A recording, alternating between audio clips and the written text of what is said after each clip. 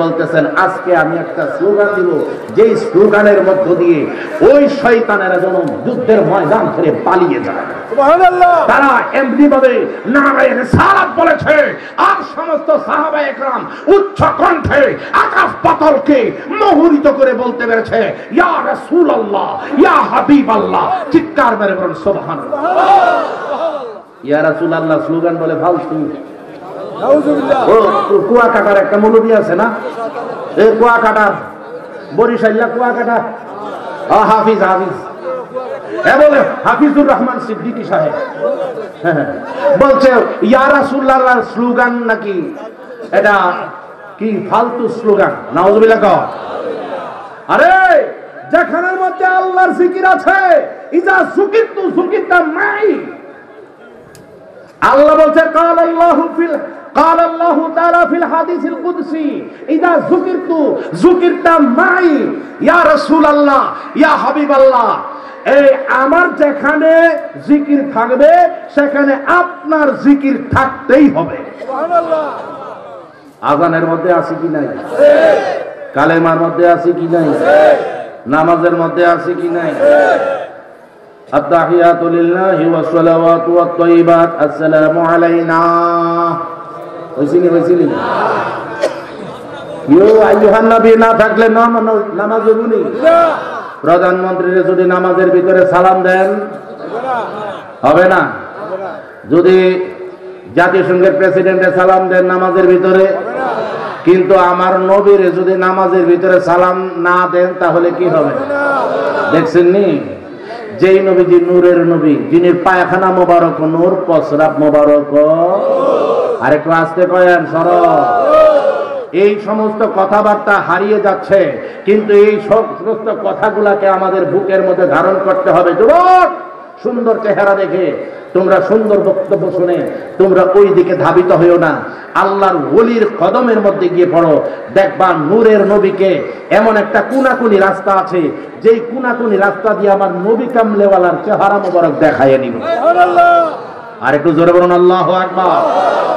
রেজভি বাবার কারামত কি জিনিস, তোমরা যদি রেজভি বাবাকে না চিনো তাহলে তোমরা বুঝবা না রেজভি বাবার স্বাদ যে কি জিনিস।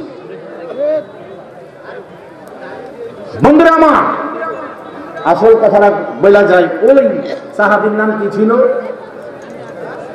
আব্দুল্লাহ বিন রাওয়াহা। 3 নম্বর সাহাবী বাড়িতে গেছে। যুবক, শুধুমাত্র নতুন বিয়ে কইরা আনছে, বউ ঘরের মধ্যে আসছে। ওই সুবহানাল্লাহ, নতুন বউ ঘরের মধ্যে। 3 নম্বর সাহাবী, যার নাম হচ্ছে আব্দুল্লাহ ইবনে রাওয়াহা। আব্দুল্লাহ ইবনে রাওয়াহা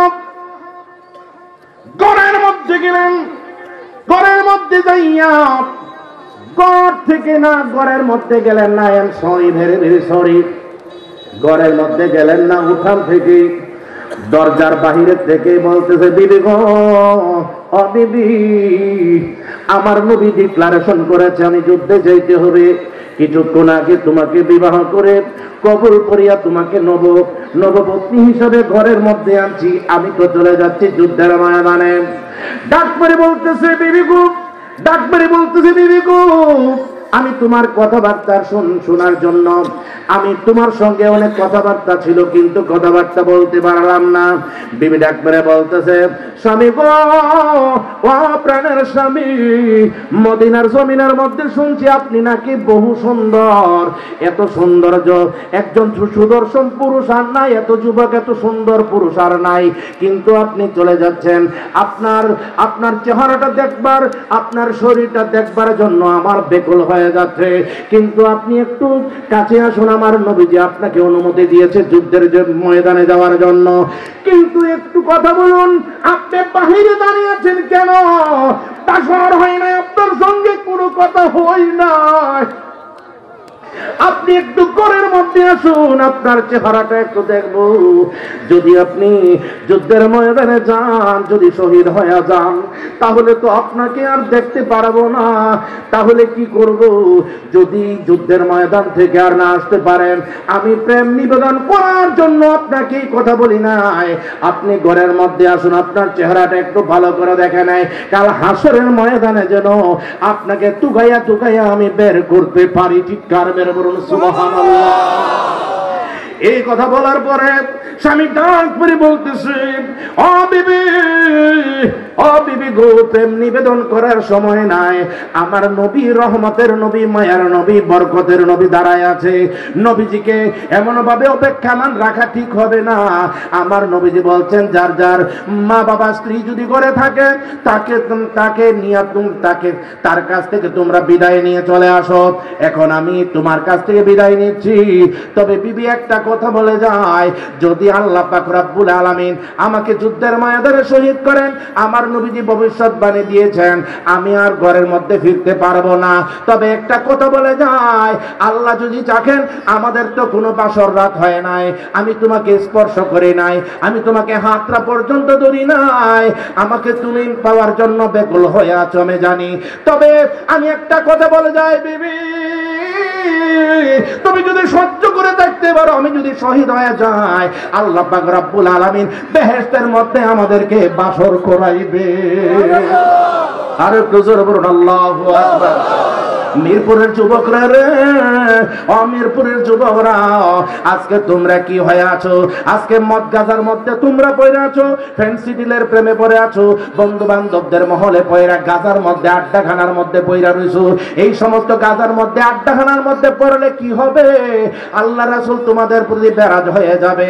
যদি আজকে নবীজির সাথে প্রেমের ডুরি বাঁধো, আমার মদিনাওয়ালার কামলেওয়ালার নবী বলেন, শাফাআতি লি আহলিল কাবা আমার বড় বড় গুনাহগার উম্মত, যত বড় বড় গুনাহগার উম্মতই হোক না কেন, আমি এমন ভাবে ধরব 30,000 বছর রাস্তা ফুলসরাত পার কইরা আমি জান্নাতের মধ্যে তাকে পাঠাইয়া দিব। চিৎকার মেরে বলুন সুবহানাল্লাহ।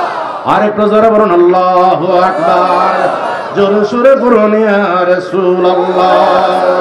বন্ধুরা রে, আমার নবী না মানে যারা,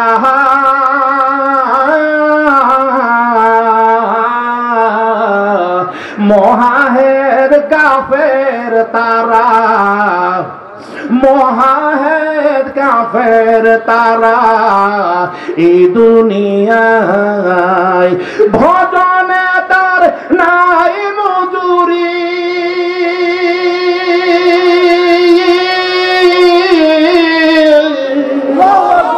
ভজনে তার নাই মজুরি, সাফ লেখা যায় পারে কে যাবি নবীর নৌকাতে আয়।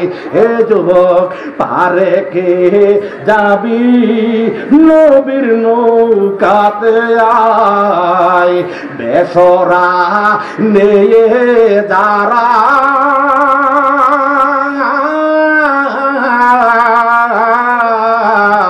তুফানে যাবে মারা, এই দুনিয়ায়, ঠিক কিনা বলুন? আরেকটু আসতে বল। বেসরা নিয়ে যারা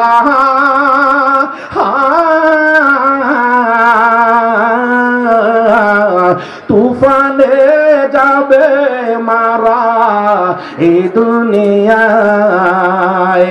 বন্ধুরা রে আমার, আমরা কি করব? নবীর নৌকা উঠবো কি উঠবো না?